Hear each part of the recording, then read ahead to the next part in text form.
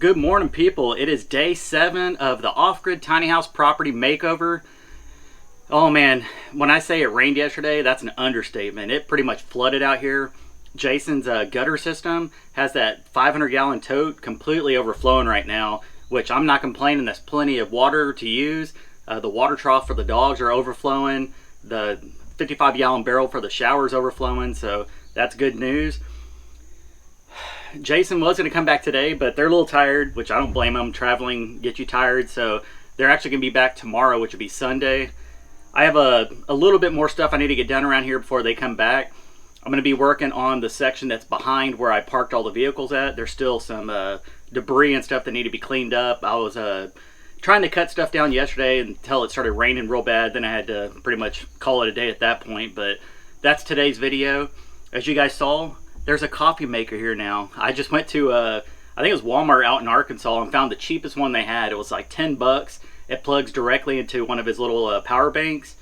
And within, I don't know, a minute or so, you have a whole pot of coffee. So that should help Jason out as well. I'm leaving that here. Now he doesn't have to wake up, start a fire, and do all that stuff, unless he wants to. But I think this will make his life a little bit easier. But as you guys saw, I'm making some breakfast. I cooked up some eggs, cut up some sausage, a little bit of onions and peppers. Came out pretty good. It's going to give you the energy that I need today to go ahead and finish off this other project. So I'm going to continue eating, and then we're going to get to work. So this is the area I'll be clearing out today. It's just behind the carport area. There is a little bit of debris here, not much. There is some big structures, some wooden stuff. There's a sawhorse that I'm probably going to keep so Jason can use that to help build with.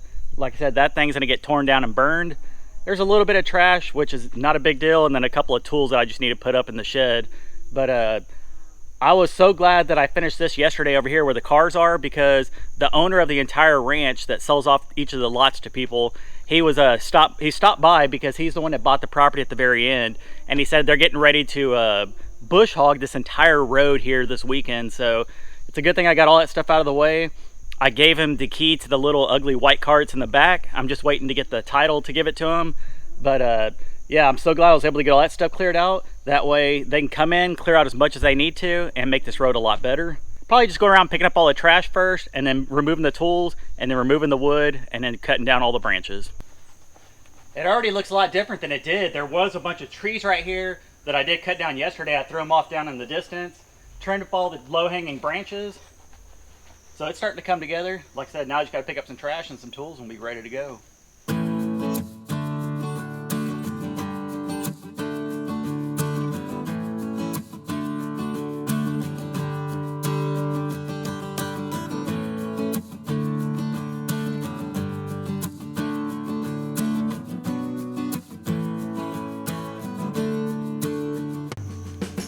Once again, I am looking out for snakes and stuff. That's the last thing I want to run into, so trust me, I'm being cautious when I'm walking around here.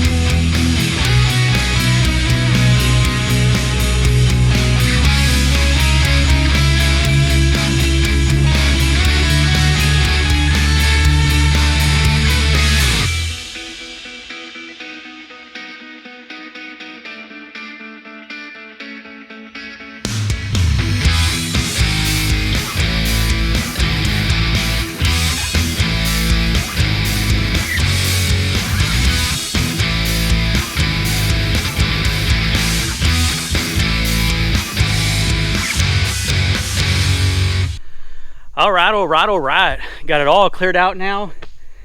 I'm thinking I may want to extend the driveway out this way more, the carport area, just because right now the truck and the side-by-side are pretty much right up against the road, and I'm not a big fan if somebody's gonna be living past us to have the vehicles that close to the road. There is still this open area. It's kind of at a slant, but if we move the vehicles forward, we could have more room for more vehicles. If Danielle visits, or maybe Matt and I come up at the same time, we'll still have room to put the trailer and the side-by-side in one section, and then have 2 more sections for other cars. So I think that's what I'm gonna do right now, is try to move that big log that's over there behind the side-by-side. I don't know if Jason has a chain or anything out here. I'll have to check the truck, see if I do. But if not, we'll have to figure out a way. But yeah, that's what I'm gonna do. I'm gonna move all these logs out of the way, move all the vehicles up, and make more room for parking. So I looked around, I did not find any tow straps or chains or anything, but I do have ratchet straps. I'm gonna see if that's gonna work. I did find out that this log is pretty rotted out, so it might be able to move it. So I've already hooked it up to the side-by-side. I'm gonna see if I can pull this big log out of here.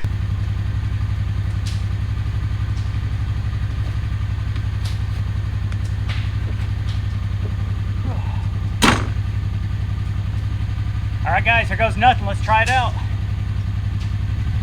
It might slip right off. Or it might pull it like nothing.